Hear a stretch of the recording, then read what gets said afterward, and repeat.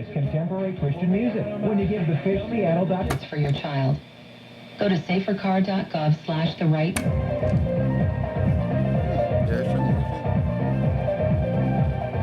With Mark Ovenden, I'm Mike Henriksen. A reminder, you can find us online at callingallsportssd.com. You can follow us on Facebook. Those numbers have been going up, and we greatly appreciate that. Also, you can follow us on Twitter at Marco and Mike H.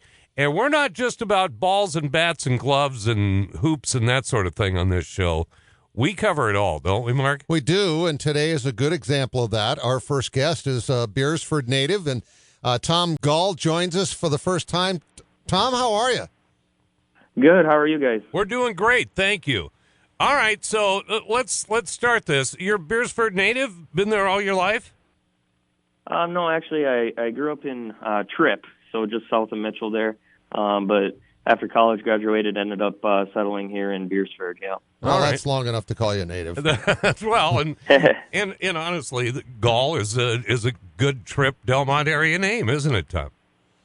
Yep, Tripp Delmont. Yep, that's where I went to high school. So. Yep. All right, so let's talk. Let's start to explain why we've got you on the show today. Tom was involved in a race down in Memphis. He is a National Hot Rod Association champion. We don't get to talk to those kind of people very often, and I find this extremely cool. But let's go back, Tom, before we talk about that race and what's happened there. Have you always been somebody that likes to do things fast? Yeah, I've been involved with drag racing pretty much my entire life.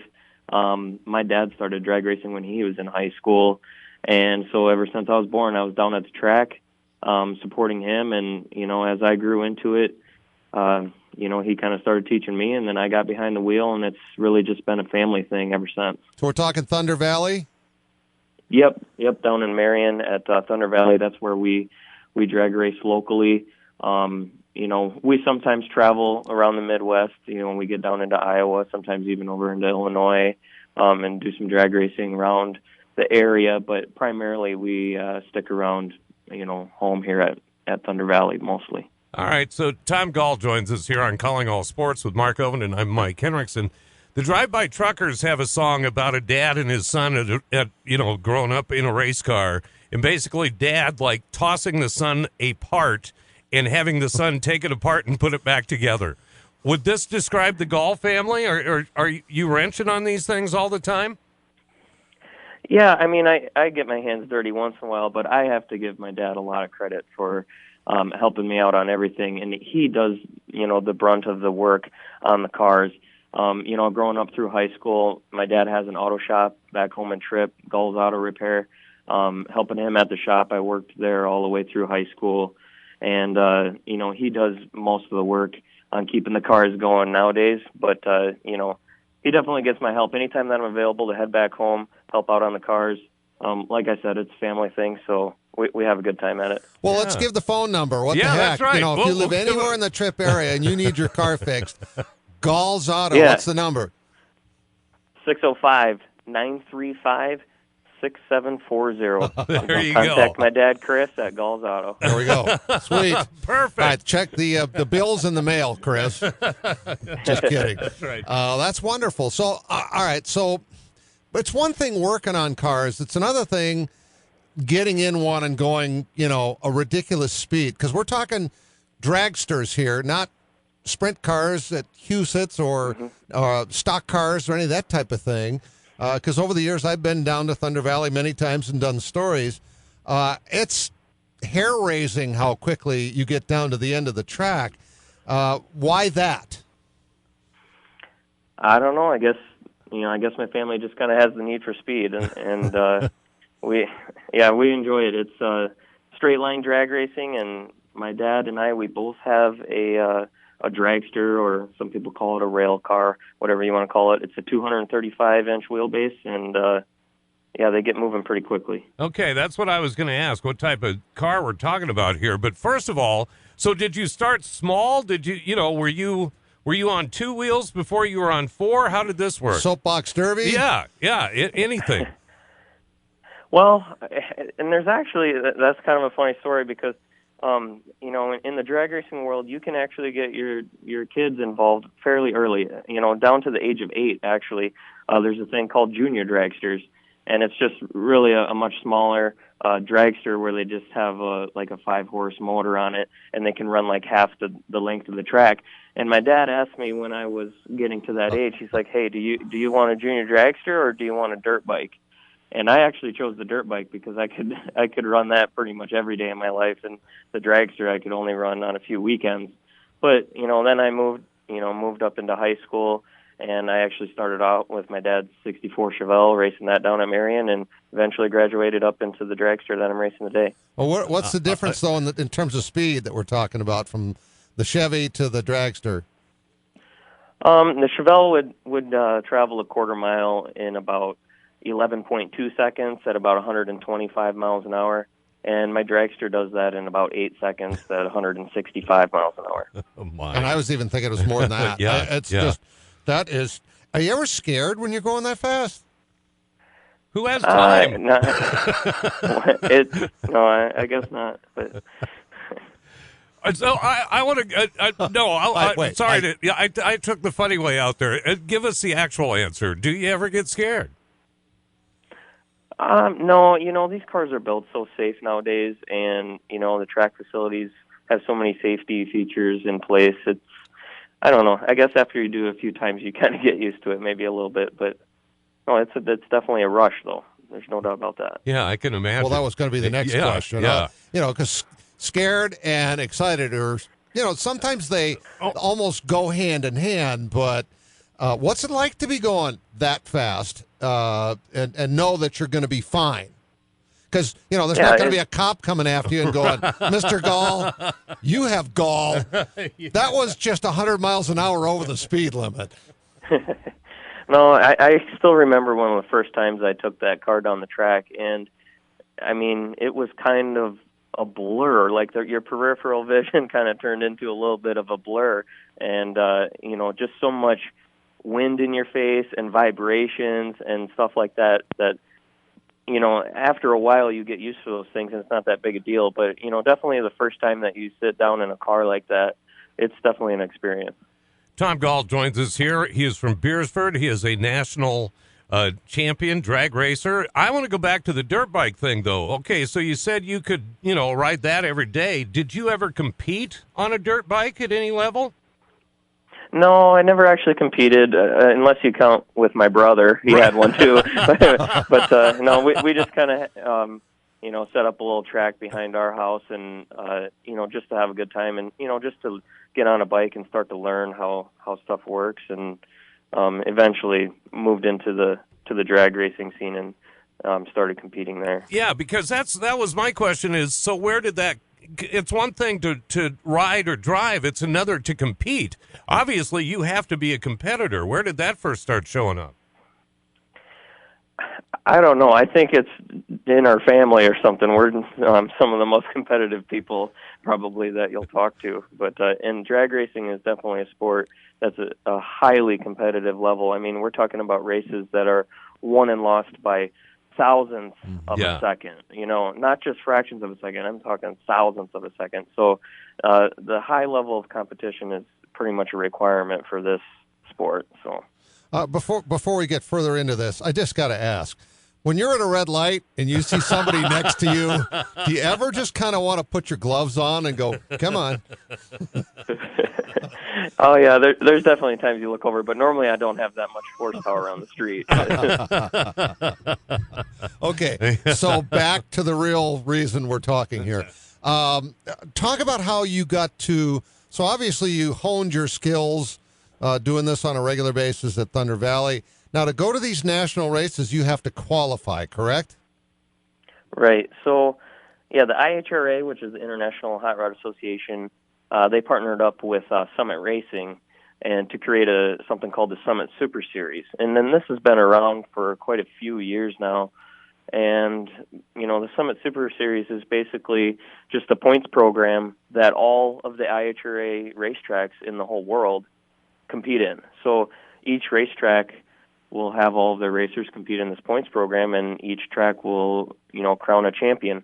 And then at the end of the year, all of those track champions go to a big race down in Memphis, and we compete down there, and they crown one world champion down there. So you're competing against folks literally from every other sanctioned drag strip in the country. It's not just the country. I mean, world. The world. People, there's people there from Canada. I mean, it was kind of a different experience. I was standing up for the national anthem, and there was different national anthems first. I'm like, what's this all about? And then I realized it was, Canada and every other place else. Right. So, And they got to play them all. Yeah. yeah. So Wow. how many cars were in Memphis then, Tom? There's there's probably like, hundreds of tracks, but of course, tracks that are further away, I don't think everybody sends a car down there, but my class had about 60 cars in it. Man, oh man. Down in Memphis. So how many runs did you have to make? It was a total of six rounds. Is this is it And a it's single elimination process? Yeah. What's that? I didn't catch that. Sorry, is it a single elimination? Is it, set up Yeah. in that type of format? Yep, it's a single elimination, so if you lose, you get to put it on the trailer and head home. So basically 6 races, and you got to win each one, and if you win each one, you're the champion. Absolutely, yep. Man. So they'll start with 60 some, and we'll race down until there's only one. All right, but so what do you're taking a leap of faith here. We always like to talk about leaps of faith here, no matter what the sport. You're taking a leap of faith. It's not free to haul your rig down to Memphis to take part in this thing, and Right. you had the chance at being down there for a day and coming home with nothing, right? Absolutely, but this has kind of been a little while coming for us. I mean, I qualified for this race way back in 2007, so 10 years ago, and I had transmission problems with my car, and at that time it was in North Carolina, so we drove all the way down to North Carolina and had problems with my car first round, and ended up having to haul back home. And I've been fighting for 10 years to get back to this big race, and we made it this year, so we were definitely going to load up and head down. Oh yeah. So as you're winning these races, and you're talking about, like you said, it could be by 1,000th of a second type of thing. Why was this such a special thing? I mean, in terms of you're winning all these races, was there something about that track that was better suited to you and your style, or what was it that happened that allowed you to come home with a national championship? I can't really put my finger on it, to be honest with you. I mean, when you're talking about the track conditions, it was outstanding track conditions. I mean, I'm not saying anything bad about our local track, or I love our local track a lot, but going down there to Memphis, that place was an amazing track surface, amazing facility. Everybody was amazing down there, and I think my car, performed very well and very consistent down there in Memphis. It's probably even better track conditions than I'm used to, so that may have played a little bit of a factor too, giving me a little bit of an advantage. But I also have to credit a lot of it to maybe I was just very lucky that day. I don't know. Well, yeah, but there's a lot more, good planning brings good luck a lot of times too, as Tom Gall joins us here from Beersford. All right, so what was your least margin? I was trying to figure out which way to... Which race did you win by the most? By the least. There you go. Thanks, Mark. Okay, the closest race, that's what you're looking for? Yeah. The closest race was actually the final round, the round that mattered the most. When we got down to the final 2 cars in the final round, my finish line margin was 12 10,000ths of a second. So, Oh, man. How do you even calculate that? I mean, we're not. The timing equipment does that, but at that speed, you can calculate out, how much distance that was, and that calculates out to be just over 2 inches. That is and for amazing. how much money to win? It was $20,000 to win. And What was was second $20,000 place? Yeah. to win. What was 2 inches after that? I don't know. That would have. I'm glad that we made it there by 2 inches. Well, yeah, but what was second place? Yeah, what did he get? Oh, they got, I think, $7,500. Oh, man. Okay, so for that 2 inches faster, you made $12,500 more. That's pretty cool. Yeah, and I mean the money is great. Don't get me wrong, but the coolest thing about all this is being able to have that big Ironman trophy that says world champion on it. I don't think there's a lot of people in the world that can say that, and I'm pretty darn proud of it. So. You should be. Tom Gall joins us here. That's world champion. How big is the trophy? I got to think, in the history, seeing the race trophies that I've seen, I got to think that's good sized. Yeah, I mean, it's probably over, 2 feet tall, maybe closer to 3, but it's definitely heavy. I need a heavier duty shelf to put it on. I know that. Well, that's worth figuring out how to, yeah. Exactly. Oh, man. All right, so what's been the reaction from family or friends? It's been great. I mean, one of the coolest things was coming back home and, just I think a week after we got back, we had our local track, Thunder Valley's Racers Banquet, was that following weekend. And to go back to the Racers Banquet after a big, win like that, everybody was, it was a really great homecoming, and everybody was just so happy, and it was a great time. It was pretty awesome. That's the best. Right. Because you're dealing with a bunch of other people that appreciate what you did all that much more. Right, yeah. So, when you're going down Main Street in Beersford, I was just down there on Friday playing golf at the Bridges, by the way, and when you're going through there, it's hard enough for me to go the speed limit. Do you get tickets a lot? Because I can't imagine how slow 30 miles an hour must feel to you. Yeah, you have to be extra careful. Yep. I love it. That is one of the best non-answers we've ever had, Tom. That was outstanding. That is funny. Wouldn't it be cool just to take your dragster out for like a little? Have you ever taken it down regular streets just to drive around? Homecoming parade? Well, there's been like car shows and things like that we've kind of had it out for. But to tell you what, those things are so low to the ground. You got to be careful when you're driving around on a regular street because you bottom out quite often. Really just made for track surfaces only. All right, so we have to ask, A, congratulations on the world title. B, what's next? Retirement. Yeah. I don't know. There's really nothing left to win after what that. I mean. That's the thing. But I'll tell you what, we're going to sure try and do it again next year. And, we're going to get in that same points program. And, the most important thing is having a good time with my family. I'm down there with my dad, down there with my wife, and I'm down there with my daughter, and we have a good time at it. That's pretty cool. That absolutely is. What did this mean to your dad because of all the years that he's been putting in? Oh, my dad couldn't be more proud, and I couldn't be more thankful to have him down there with me and, helping me every step of the way. All right, so when does the spring season start? It starts April 30th, I believe, is some first test and tune weekends, and then we'll get into some points racing. Well, we'll get down and do a story on you for KDLT once it gets nice out because we need to get video of you racing. But in the meantime, this has been great getting you on the radio with us. Well, there's plenty of video of my racing online if you just want to check out my YouTube channel.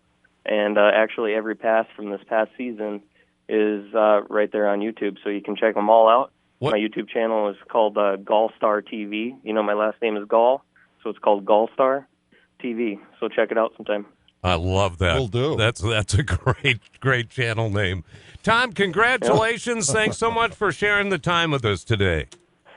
All right, I thank you guys very much. Appreciate it. You bet. Our pleasure. Tom Gall of Beersford. What a great story. Yeah. We're back after this.